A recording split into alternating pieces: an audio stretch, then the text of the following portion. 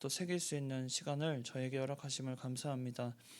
이 기초 교리 공부를 통해서 우리가 마음과 또 뜻을 하나님의 깊은 뜻을 깨닫고 우리 마음에 이 말씀이 새겨지고 주님 앞에 또한 우리가 조금은 자라나는 귀한 시간 될 수 있도록 하나님이 함께하여 주시옵소서. 거룩하신 예수님의 이름으로 기도드리옵나이다. 아멘. 기초교육 공부 지난 시간 이어서 우리가 신론 하나님의 속성 두 번째 공유적 속성 우리가 지금 배우고 있는데요. 지성적인 속성 지난 시간에 하나님은 지식이 있으시다, 전지하시다는 것과 두 번째로 지혜로우시다, 그리고 세 번째 진실하시다, 이 세 가지를 지식적 속성으로 우리가 세 가지를 배웠습니다.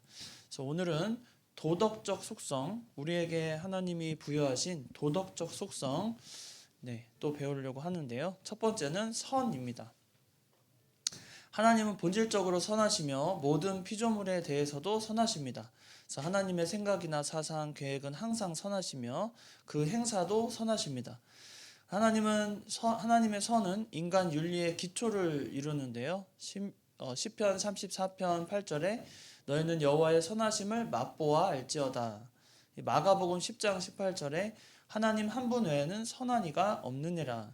이 선이라는 것은 우리가 착하고 또 바른 것을 의미하잖아요. 그래서 하나님께서는 하나님이 처음 이 세상을 만드실 때부터 그 선하시고 그 선하신 뜻대로 이 세상을 만드십니다.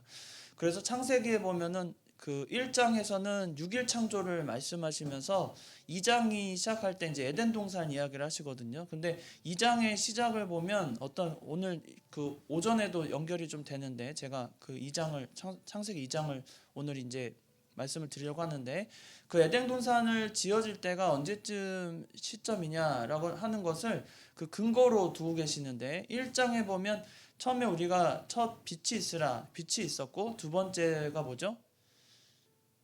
6일 창조에서 두 번째 첫날 빛이 있으라 하셨고 6일 창조하실 때 둘째 날은요? 네? 아니 둘째 날 그 빛이 있고 나서 뭘 만드셨죠?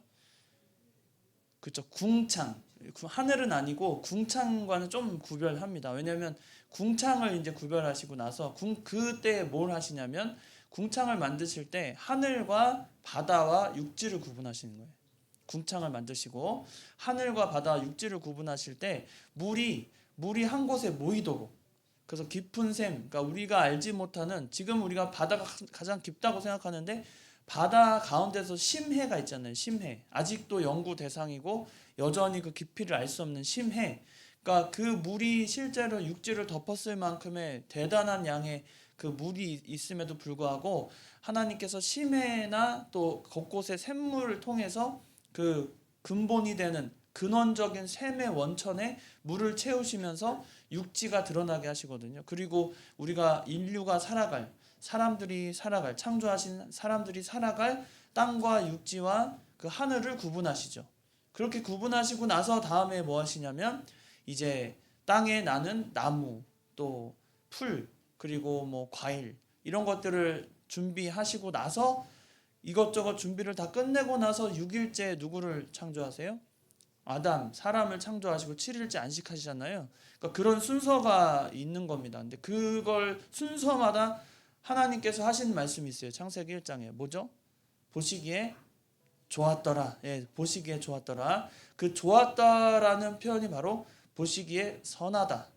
보시기에 선하다. 그 뜻입니다. 그래서 창조부터 시작해서 이 만물을 창조하시는 것부터 시작해서 하나님은 선한 뜻, 선한 생각, 선한 계획을 가지고 선한 행동으로 그것을 이루신 분이 하나님이시라는 거예요. 이렇게 할 수 있는 존재는 하나님밖에 없습니다. 우리가 마가복음 10장 18절에도 언급해드렸지만 하나님 한 분 외에는 선한 이가 없느니라. 이 선하다는 뜻이 정말 100% 그냥 0.00 몇 퍼센트가 좀 악한 뜻을 품은 것이 없이 아주 순수한 선, 그것이 바로 완벽하게 악을 짓누르고 악으로부터 승리를 거둘 수 있는 100% 순수한 선을 가진 것은 오직 하나님밖에 없습니다. 근데 이 선한 마음을 누구에게 주셨다는 거예요? 이 공유적 속성이니까 만드신 사람에게도 이 선한 마음을 주셨다는 거예요. 그래서 우리가 매일매일 매 순간마다 선하지는 못하더라도 하나님을 닮아서 선한 것이 무엇인지 구별하고 또 선한 행동을 하려고 어느 정도 노력하며 사는 것이 인간의 그 윤리의 기초를 이루게 된다는 겁니다. 그래서 하나님이 선하시기 때문에 이 윤리의 기초가 든든히 세워지고 우리가 그것을 통해 우리에게 적용된 이 도덕적 속성 중에 선이야말로 하나님이 우리에게 베푸신 가장 큰 사랑 중에 하나인 것입니다. 두 번째는 사랑입니다. 하나님은 사랑이시며 요한일서 4장 8절 사랑의 표현은 은혜로, 자비로, 긍휼로, 속죄로, 칭의로, 유업 등으로 보여주셨다. 하나님께서 우리를 사랑하실 때 최고의 선물은 바로 우리를 속죄하신 거죠. 우리를 긍휼히 여기셔서 속죄하신 것, 우리를 죄를 구속해 주신 것이 가장 큰 사랑인데 그 구속을 이루기 위해서 먼저 우리를 은혜로 또 긍휼로 또 칭의로 또 유업으로 우리에게 모든 것을 허락하시는 그 하나님의 사랑을 보여주십니다. 특히 하나님의 사랑을 세상의 스톨게, 가족애이고 필레오는 우리 친구의 우애를 말하고 에로스, 이성 간의 사랑 이런 사랑을 좀 구별하기도 하지만 이런 사랑을 그냥 그 형태를 봐서 어떤 그 관계를 통한 그 형태에 따라 구분을 하지만 이것이 다 다른 사랑이고 또 이것이 다르기 때문에 어떤 무엇이 더 어떤 가치가 있다 그건 아닙니다. 더 가치가 있다 이렇게 구별할 수 있는 사랑은 아니고 여기서 우리가 아가페 사랑을 조금 더 하나님이 그 모든 인류에게 주신 하나님의 택한 백성에게 주신 이 아가페 신적 사랑을 우리는 좀 더 강조하는 거죠. 그래서 신적 사랑이 그 모든 사랑의 그 기초가 되고 그리고 사람들로 하여금 이 아가페 사랑을 실천할 수 있는 능력조차 하나님과 비교해서는 우리가 갖지 못한 겁니다. 근데 하나님께서는 이런 신적 사랑을 가지고 이 과분한 용서와 후한 영광을 우리에게 보여주시고 또 그것을 통해 무조건적인 하나님의 사랑을 우리에게 보여주시는 우리는 무조건적인 사랑이 인류에게 있어 무조건적인 사랑을 실천할 수 있는가? 이것은 우리에게 큰 과제입니다. 그게 쉬운 게 아니에요. 무조건적인 사랑이 있을까? 우리 인류의 사람에게 있어 참 거의 불가능한 일 같은 그 사랑을 하나님께서는 이 신적으로 또 무조건적인 사랑을 우리에게 베풀어 주신 겁니다. 그래서 마가복음 10장 18절 사랑 이건 아까 했던 참고 구절이고 요한일서 4장 8절에 하나님은 사랑이시라. 이 사랑이라는 뜻, 하나님은 사랑이시라는 뜻의 그 의미는 성부, 성자, 성령 하나님께서 하나이시며 동시에 서로 사랑하셨다는 뜻입니다. 그래서 하나님은 사랑이라는 표현을 쓰신 거예요. 하나님 스스로도 사랑이시기 때문에 사랑이 부족하지 않고 서로 사랑하시기 때문에 인류를 만드실 때 그 사랑을 근거로 우리를 삼아주시고 너희도 하나님과 같이 사랑하라고 우리에게 첫 번째 율법, 첫째 되는 계명을 우리에게 주실 때 서로 사랑하라. 내 이웃을 내 몸과 같이 사랑하라라는 그 율법, 그 계명을 우리에게 주신 겁니다. 그래서 우리가 사랑하죠. 우리가 가족들을 사랑하고 친구들을 사랑하고 마음을 써서 사랑하는 그 모든 사랑이 하나님이 보여주신 이 아가페 사랑을 근거로 우리가 사랑할 수 있는 겁니다. 아가페 사랑에서 그 근본이 되고 그 안에서 가족에도 나오고 친구에도 나오고 이성에도 나오는 거예요. 이 아가페 사랑이 모든 사랑의 근본적인 사랑으로 또 기초를 하고 있고 그 근본적인 사랑이 이런 신적 사랑으로 드러나서 우리를 무조건적인 하나님의 사랑을 보여주시게 된 겁니다. 그래서 우리가 사랑할 때 그 마음이 아가페 같은 사랑으로 번져야 돼요. 우리가 사랑할 때 그냥 조건 없이 내가 사랑을 베풀면 우리는 흔히 그럴 수 있거든요. 누군가에게 어떤 걸 베풀고 좀 받아야 되겠다. 나도 좀 사랑을 누려야 되겠다. 그런 생각을 하게 됩니다. 그런데 하나님이 우리에게 보여주신 사랑을 생각하면 우리가 갚을 수도 없고 우리가 그것을 헤아릴 수도 없는 엄청난 사랑을 받았잖아요. 그래서 우리도 어떤 베풀고 또 선을 행할 때 이런 무조건적인 사랑을 본받아서 우리도 그런 사랑을 할 줄 알아야 할 것입니다. 하나님이 보여주신 아가페 사랑은 우리에게 또 도전이 되고 평생에 그런 사랑을 좀 해보는 여러분들 되면 참 좋겠어요. 우리에게 주신 이 사랑, 이 사랑의 속성 너무나도 우리에게 참 귀한 것이고, 사랑하면 우리가 못할 것이 없습니다.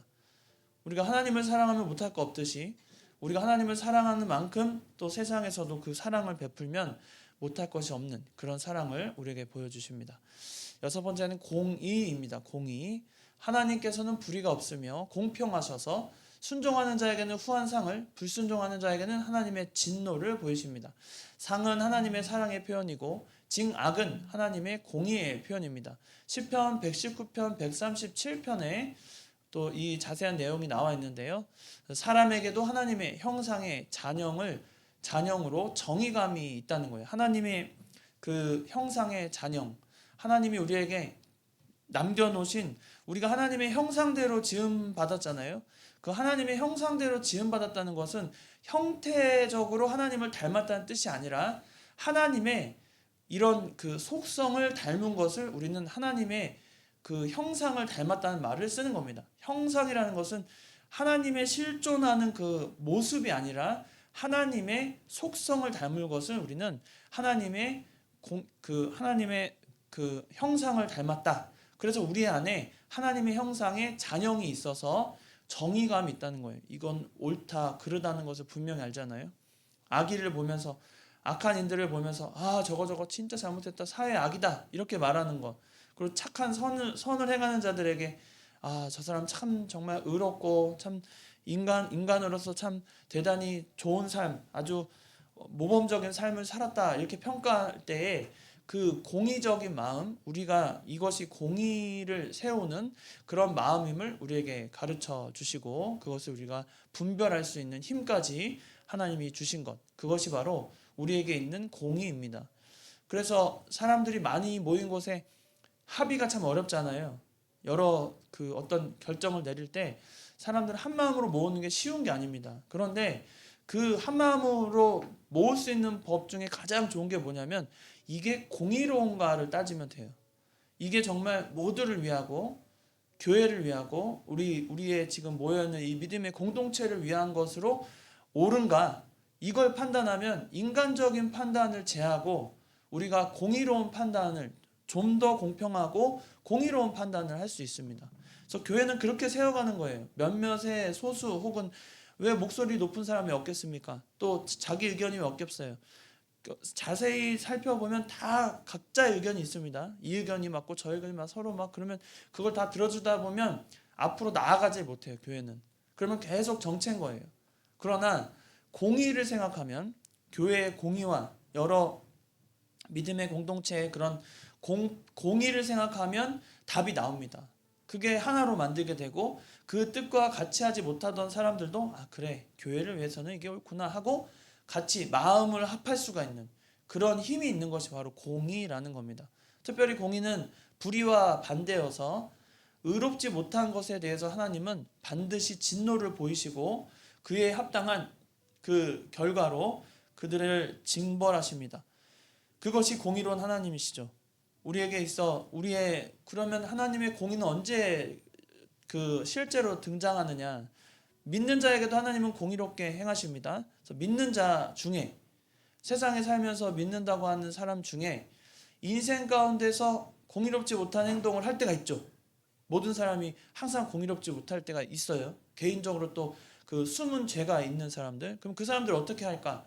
현세에서 그것을 드러내서 징벌을 받게 하시는 것도 있지만 천국에서 부끄러운 구원이라는 표현이 성경에 나오잖아요. 이 부끄러운 구원에 대한 응답으로 공의롭게 행하실 때도 있고, 아니면 살아 있을 때 그 믿는 자는 영원한 그 천국 생활을 해야 하기 때문에 살아 있을 때 그에 합당한 징벌을 받게도 하십니다.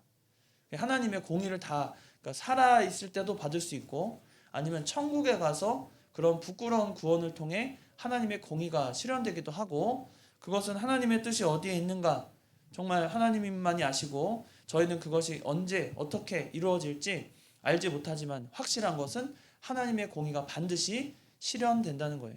그래서 우리가 수문제가 있다면 얼른 회개해서 이 세상에서도 하나님 앞에 그 공의의 심판을 받지 않고 또 회개함으로 하나님이 품어주실 것을 기대하면서 우리가 작은 죄라도 하나님 앞에 고하는 그런 믿음이 되라는 겁니다.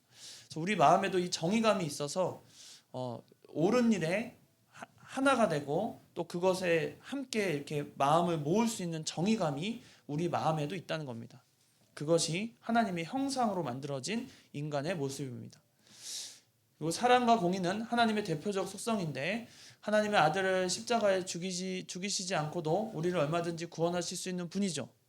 실제로 예수님이 십자가에 못 박히지 않아도 하나님의 대표적인 전지하심을 통해서 예수님의 십자가에 못 박히지 않고도 우리를 구원하실 수 있습니다. 그런데 아들을 내어주고 그 죽음에 내어주신 이유는 우리를 살릴 때 하나님의 공의가 훼손되지 않도록 예수님을 십자가에 못 박으신 거죠. 그리고 죽음을 맛보게 하신 겁니다.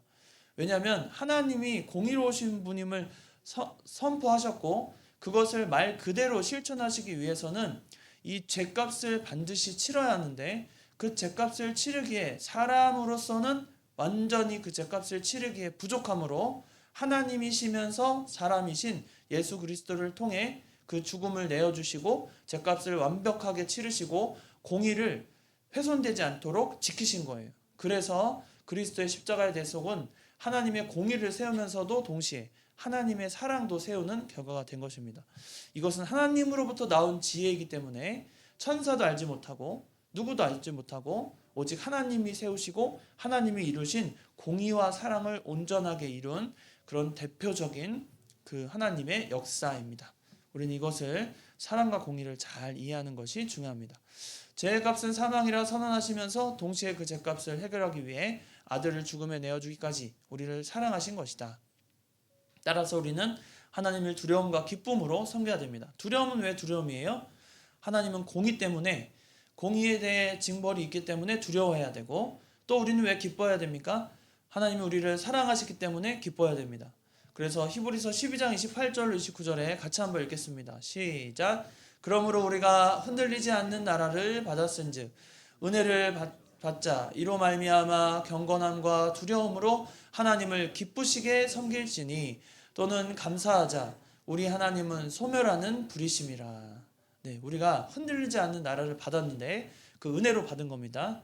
은혜로 흔들리지 않는 나라를 받을 때 그 경건함과 두려움으로 하나님을 기쁘시게 섬기고 또한 감사하는 겁니다. 하나님의 흔들리지 않는 나라는 공의의 나라를 말해요. 공의의 나라.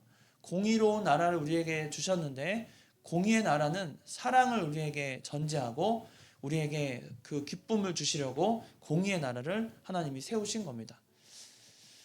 그래서 일곱 번째로는 이제 거룩인데요. 우리가 레위기 11장 44절 대표적으로 하나님 내가 거룩하니 너희도 거룩하다. 레위기 11장 44절. 이 구절은 그냥 외우시면 좀 좋을 것 같아요. 레위기 하면 11장 44절. 하나가 좀 제일 많이 기억에 남을 구절로 하나님은 내가 거룩하니 너희가 거룩하다. 그래서 우리에게 거룩함을 또 허락하셨는데 온전한 거룩은 오직 하나님 뿐이시지만 우리도 어느 정도 거룩성을 갖고 있다는 겁니다. 하나님의 거룩은 모든 피조물과 속된 것과 구별되는 신적 성결을 가집니다. 그래서 우리가 속된 것과 구별하여서 좀 거룩한 생활을 할 수가 있는 거죠. 베드로전서나 이 거룩한 생활에 대해서 여러 가지 우리에게 생활 지침을 알려줄 때가 있는데 그 거룩성에 있어 우리가 할 수 있는 것은 하나님 말씀을 순종하는데 부족하거나 또 그것을 불순종하는 것은 거룩한 게 아니죠. 반대로 하나님 말씀을 순종하는데 순적하고 그 말씀대로 사는 것이 우리 마음을 편하게 하는 것, 그럴 때는 그것을 우리는 거룩성이라고 말합니다. 그래서 이 거룩은 모든 피조물과 속된 것과 구별된 신적 성결을 갖게 되고 그에게는 불순함이나 죄성이 없고 완전한 도덕을 가지시는 것, 이건 하나님에게 속해 있고 사람에게는 이 하나님의 거룩을 받아야 바른 양심을 가질 수가 있어서 우리가 그런 양심대로 거룩한 생활을 할 수가 있는 겁니다. 거룩한 생활은 다른 게 아니라 세상과 구별되어서 하나님 뜻대로 순종하는 것을 거룩한 생활을 할 수 있어요. 세상에서는 거룩하다는 말이 조금 무게감이 있지만 성도에게는 무게감보다도 그 실천하는 순종의 그 면모가 바로 거룩이라는 겁니다. 무게감이 아니에요. 우리가 거룩한 생활을 할 때 막 성도니까 막 거룩한 척 이렇게 겉으로 뭐 거룩하게 막 입이 무겁고 막 근엄하고 이게 거룩이 아니라 우리는 하나님 말씀을 순종함에 있어 그 거룩을 실천하게 되는 겁니다. 그래서 하나님 말씀을 실천하는 게 거룩한 거예요. 그래서 세상 사람들에게 그냥 막 위험 있는 모습 뭐 아주 막 무슨 풍기는 막 이미지가 그런 사람은 얼마든지 있어요. 근데 그게 중요한 게 아니라 우리가 갖춰야 될 거룩성이라는 것은 하나님 말씀을 온전히 순종해서 우리의 양심이 거리낌 없고 바른 양심대로 또 하나님이 기뻐하시는 대로 순종하는 면 그것을 말합니다. 욥기 44장 10절이나 또 하박국 1장 13절에도 이 거룩성에 대한 이야기를 나누고 있는데요. 조금 우리가 개인적으로 살펴보시면 좋을 것 같고 주권적 마지막으로 세 번째는 아까 우리가 첫 번째는 뭐예요? 네? 지적 속성이었잖아요. 그렇죠? 그리고 두 번째가 도덕적 속성이었고 세 번째가 주권적 속성. 이제 여덟 번째로 주권과 능력, 지도력을 하나로 뭉쳐서 주권적 속성이라고 합니다. 이것은 뭐냐면 주도적으로 일한다는 거예요. 주도를 가지고 주도권을 가지고 하나님의 뜻대로 모든 걸 이루어 가시는 그 주권과 능력, 지도력을 말합니다. 하나님은 그의 뜻이나 일하심에 있어 절대적인 주권을 가지신다. 하나님의 주권을 말하는데 하나님은 누구의 명령에 따라 행하지 않고 독자적으로 일하시고 하나님의 일은 한번 계획한 건 반드시 수행하고야마는 하나님이 뜻하시는 것을 하나도 이루지 못함이 없는 그런 분으로 우리가 믿는데 그런 주권적 속성이 인간에게도 있어서 우리가 어떤 일을 계획하고 세우고 진행할 때 그 계획과 능력 또 지도력을 발휘해서 일을 해 나가는 겁니다. 그거는 사람이 지혜로워서가 아니라 하나님이 주신 속성 아래서 우리가 순종해 나갈 때 이 일들을 좀 잘해 날 수 있는 거죠. 지도력을 가지고 사람들을 지배하는 게 아니고 능력을 가지고 사람들을 업신여기는 게 아니고 주권을 가지고 사람들을 억압하는 게 아닙니다. 아시겠죠? 우리에게 주신 주권과 능력과 지도력은 하나님의 일을 함에 있어 하나님의 일을 순종함에 있어 주권을 가지고 능력을 가지고 지도력을 가지고 해내는 거지 이걸 가지고 사람들에게 지배하고 억압하고 사람들을 통제하려고 주권과 능력과 지도력으로 삼는 게 아니라는 거예요. 이게 좀 우리가 착각을 하면서 사는 바가 있습니다. 이 주권과 능력과 지도력을 잘못 발휘하면 그 사람은 하나님을 등에 업고 자기가 지배하려는 잘못된 악한 마음이 그 사람을 지배해서 옳지 못한 방향으로 많은 이들을 인도하게 돼요. 그게 잘못된 주권적 속성입니다. 이해를 못하는 거죠. 하나님이 주권적으로 일하신 것, 하나님이 능력 있게 일하신 것, 하나님이 지도력을 가지고 일하신 것을 잘못 이해해서 그걸 가지고 누군가를 그럼 누구랑 똑같냐면 바리새인과 서기관, 사두개인들과 같은 거예요. 자기가 가진 특권을 가지고 이 사람이 나한테 내 말을 듣게 하고 나를 따르게 하고 나에게 순종하게 만들고 그게 주권과 능력과 지도력이 아닙니다. 간혹 교회 안에서도 그런 게 생길 수 있어요. 하나님이 주신 주권과 능력과 지도력인데 그걸 가지고 다른 사람을 억압하거나 아니면 내 말이 절대적이다. 내 말이 어떤 절대적으로 옳고 당신이 지금 틀린 말을 하고 있다. 이런 식으로 우리의 능력과 지도력과 주권이 발휘돼서는 결코 안 되고 우리는 하나님의 일을 할 때 순종함에 있어 우리가 힘을 내고 하나가 돼서 힘을 내고 능력으로 그걸 발휘하고 또 지도력을 가지고 하나가 되게 하는 그런 데 쓰임 받는 것이 이 주권적 속성이라는 겁니다. 그래서 우리가 이것을 잘 이해하면 아무리 지위가 높아지고 뭐 대단한 직함을 가지고 교회 안에서 일을 하더라도 겸손할 수 있는 거예요. 이것을 잘못 오해하면 교만해집니다. 하나님이 나한테 이런 능력을 이런 직함을 주셨고 이런 자리에 있게 하셨으니까 내가 막 대단한 뭐 어쩌고 저쩌고 그게 아니라는 거죠. 하나님이 가장 기뻐하시는 거 하나님은 어린 아이들이 오는 것을 거부하지 말고 그들을 막지 말라고 했잖아요. 제자들에게 천국엔 이와 같은 이 같은 아이일 것이라고 우리에게 주시는 그 따뜻함과 인자하심이 주권과 능력 지도 아래 있는 겁니다. 주권과 능력 지도 아래 그 아이들을 품어주고 그들을 인도하고 그것이 필요하죠. 간혹 그런 예가 교회에서도 비일비재하게 벌어져요. 어떤 직함에 따라서 막 내가 막 나 아니면 나 그럼 이 교회 나가겠다 그러고 막 어떤 분들 그럴 때 있어요. 뭐 교회 나가는 게 무슨 무기야? 교회 나가는 게 무기예요. 그래서 내 말 안 들으면 교회 나가겠다 그러고 뭐 예?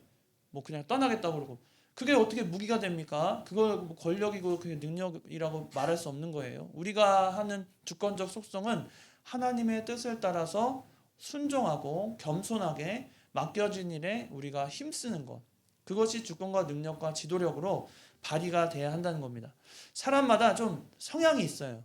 정말 계획을 잘 세우고 그것을 이렇게 큰 틀에서 계획을 잘 세운 사람이 있는가 하면 하나하나 실행력이 있어서 그걸 아주 재미있고 디테일한 부분들을 잘 챙기는 그런 또 그 성향이 있습니다. 그 두 사람이 만나고 함께 협력을 할 때 일이 정말 재미있게 잘 되는 거예요. 그럼 맡겨주는 거예요. 그런 거는 언제든지 어떤 일을 할 때 우리 주일학교도 마찬가지 교사들도 다 성향이 있어요. 이걸 맡아서 잘하실 분이 있고 전체적인 걸 맡아서 잘하실 분이 있어서 그런 걸 맡겨주고 힘을 돋궈주고 그래서 함께 하는 겁니다. 그런데 막 그냥 뭐 직함만 뭐가 있다고 그냥 내가 앞서가야 되고 내가 계획대로 다 해야 되고 그런 건 없는 거예요. 교회 안에서는 그런 거 없습니다. 그래서 우리 교회도 뭐 여러 가지 계획을 세울 때 항상 고민하고 또 생각하고 서로 직함을 떠나서 좋은 아이디어들을 생각하면서 하나하나 해내가고 있는 겁니다. 그런 교회로 우리도 성장하고 자라나면 참 좋겠습니다. 하나님은 선한 독재자, 절대 주인이십니다. 자, 표현이 좀 그렇죠. 하나님은 선한 독재자예요. 선한 독재자, 절대 주인이십니다. 구원받은 성도는 하나님의 성품을 닮아가는 하나님의 자녀들인데 이것을 많이 이룬 자는 하나님을 닮은 사람이고 성화된 성도가 되는 겁니다.